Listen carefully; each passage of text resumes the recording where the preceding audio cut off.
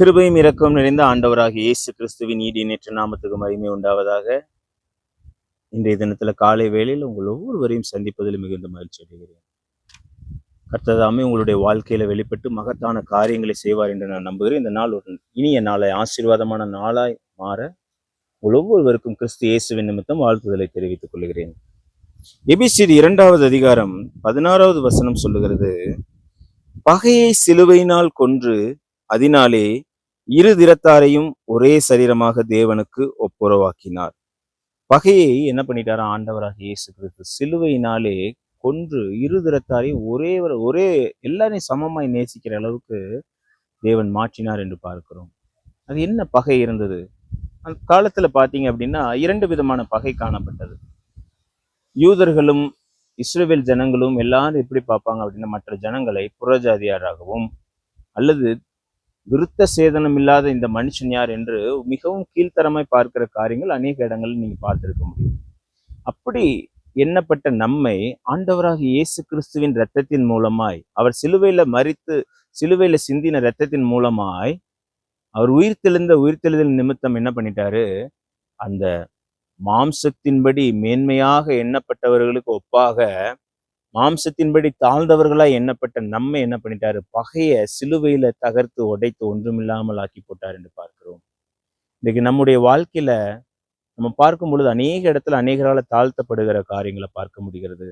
அநேக இடங்கள்ல வெறுக்கப்பட்டு தள்ளப்படுகிற காரியங்களை நம்மளால பார்க்க முடிகிறது. அவர்கள் மேன்மையாகவும் நம்ம என்னமோ ரொம்ப குறைவுபட்டவர்களாகவும், அவர்கள் தான் எல்லாவுமா இருக்கிற மாதிரியும், நம்ம ஒன்றுமே இல்லாதவர்களா இருக்கிறது போலவும் நம்ம காணப்படுகிற அநேக இடங்கள்ல நீங்க பார்த்திருக்க முடியும். அநேகர் அனுபவித்தும் இருப்பீர்கள் உங்கள் வாழ்க்கையில.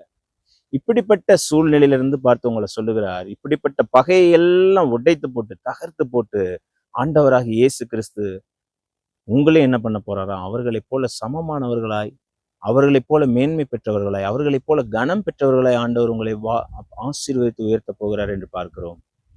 அப்படிப்பட்ட ஒரு ஆசீர்வாதத்தை நம்ம எப்படி சம்பாதிக்க முடியும்னா, ஆண்டவராகிய இயேசு கிறிஸ்துவின் இரத்தத்தின் மூலமாய், அவருடைய கிருபையின் மூலமாய், அவருடைய அளவற்ற இரக்கத்தின் மூலமாய் நம்ம ஈஸியா எளிதா சுதந்திரித்துக் கொள்ள முடியும். இன்றைக்கு நம்ம அந்த இரத்தத்துக்குள்ள என்னென்ன காரியங்கள்லாம் இப்படி குறைவுபட்டிருக்கிறது, என்னென்ன காரியங்கள்ல இப்படி பிளவுபட்டிருக்கு, என்னென்ன காரியங்கள்ல நம்மளை தாழ்த்தப்பட்டிருக்கிறதோ அந்த காரியங்கள் எல்லாம் நம்ம என்ன பண்ண போறோம், அர்ப்பணித்து அவருடைய இரத்தத்துக்குள்ளாக ஒப்பு கொடுக்கும் பொழுது உங்களையும் ஆண்டவர் அவர்களுக்கு போல ஒரு சமம் உள்ளவர்களாய், அவர்களை காட்டிலும் நீங்கள் மேன்மை உள்ளவர்களாய் ஆண்டவர் நிச்சயமாய் மாற்றுவார். இந்த நாள் அப்படியே ஆசீர்வாதத்தை உங்களுக்கு தருவாராக. கண்களை மூடி ஜெபிக்கலாம். நல்ல ஆண்டவரே, உம்மை துதிக்கிறோம், ஸ்தோத்தரிக்கிறோம் சுவாமி.